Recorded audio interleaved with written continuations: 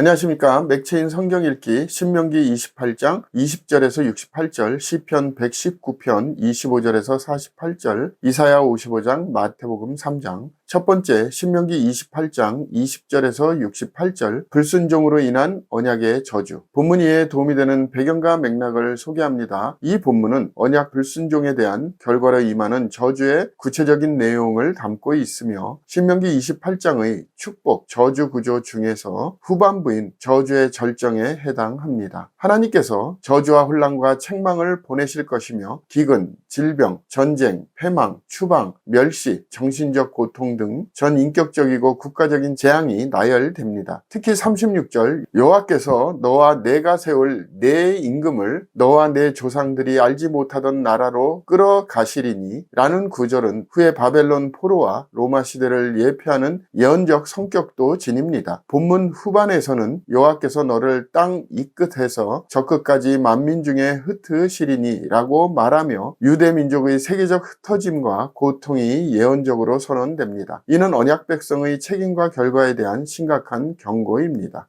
본문의 중요 구절을 소개합니다. 신명기 28장 64절 65절, 여호와께서 너를 땅 이 끝에서 저 끝까지 만민 중에 흩으시리니 내가 그곳에서 너와 내 조상들이 알지 못하던 목석 우상을 섬길 것이라. 그 여러 민족 중에서 내가 평안함을 얻지 못하며 내 발바닥이 쉴 곳도 얻지 못하고 여호와께서 거기에서 내 마음을 떨게 하고 눈을 새하게 하고 정신을 산란하게 하시리니. 본문을 적용하는 데 도움이 되는 가이드라인입니다. 오늘날 우리는 하나님의 말씀에 대한 불순종이 단지 도덕적 문제가 아니라 영적이고 실제적인 삶의 붕괴로 이어진다는 사실을 경계해야 합니다. 하나님 없이 사는 삶은 겉으로 평안해 보일지라도 내면에는 쉼이 없습니다. 회개는 곧 돌아가는 길이며 회복은 언제나 순종을 통해 시작됩니다. 말씀을 무겁게 여길수록 삶은 가볍게 됩니다.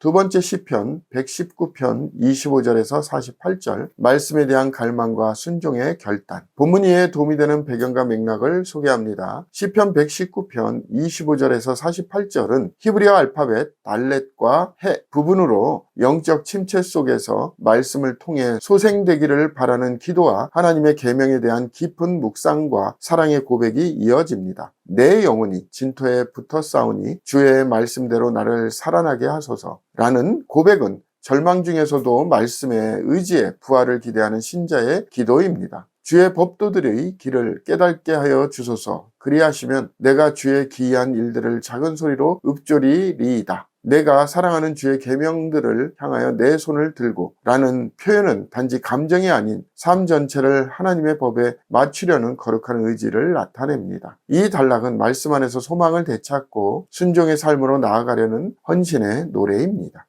본문의 중요 구절을 소개합니다. 시편 119편 24절 25절, 주의 증거들은 나의 즐거움이요 나의 충고자니이다. 내 영혼이 진토에 붙어 싸우니 주의 말씀대로 나를 살아나게 하소서.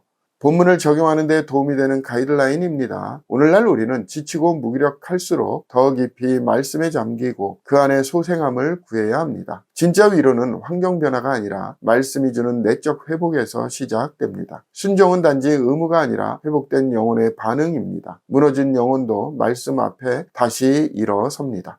세 번째, 이사야 55장, 여호와의 초청과 말씀의 능력. 본문 이해에 도움이 되는 배경과 맥락을 소개합니다. 이사야 55장은 구속의 은혜에 대한 보편적 초청과 하나님의 말씀의 신실한 성취를 선언하는 위로의 장입니다. 너희 모든 목마른 자들아 물러나오라. 돈 없는 자도 오라는 표현은 은혜로 주어지는 하나님의 구원을 누구든지 받아들일 수 있다는 초청의 언어입니다. 이어지는 악인은 그의 길을, 불의한 자는 그의 생각을 버리고 여호와께로 돌아오라는 말씀은 회개의 초청과 내 생각은 너희 생각과 다르며 라는 말씀은 하나님의 계획이 인간의 이해를 초월함을 선언합니다. 특히 내 입에서 나가는 말도 이와 같이 헛되이 내게로 되돌아오지 아니하고 라는 말씀은 하나님의 말씀이 반드시 성취됨을 보증하는 선언입니다. 이 장은 회복의 은혜가 하나님 말씀과 함께 온다는 진리를 노래합니다.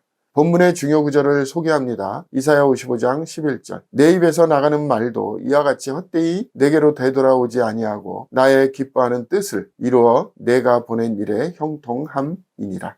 본문을 적용하는 데 도움이 되는 가이드라인입니다. 오늘날 우리는 하나님의 말씀이 현실보다 더 강력하며 반드시 성취된다는 확신 속에 살아야 합니다. 말씀이 약속한 회복과 은혜는 지금도 유효하며 누구든지 회개하면 은혜로 초청받습니다. 삶이 막힌 것 같아도 하나님의 뜻은 높고 크며 끝내 이루어집니다. 하나님의 말씀을 붙드는 자는 헛되이 살지 않습니다. 오늘의 마지막 본문 마태복음 3장 회개의 복음과 메시아의 등장. 본문 이해에 도움이 되는 배경과 맥락을 소개합니다. 마태복음 3장은 세례 요한의 사역과 예수님의 공생의 시작을 준비하는 회개의 복음 선포가 중심입니다. 회개하라, 천국이 가까웠느니라는 메시지는 하나님 나라의 도래를 준비하는 유일한 길이 회개임을 분명히 선포하며 이는 예수님의 공생의 첫 설교와도 동일합니다. 요한의 출생은 광야에서 외치는 자의 소리의 성취이며 예수께서 세례를 받으신 것은 죄가 없으신 그분이 의를 이루기 위해 스스로 낮아지신 행위로서 신약의 구속사 서막입니다. 성령이 비둘기같이 임하고 하늘로부터 내 사랑하는 아들이여 내 기뻐하는 자라는 선언은 삼위일체가 동시에 드러나는 중요한 계시 장면이며 예수님의 공적 사역의 정체성과 권위가 하나님에 의해 공표되는 장면입니다.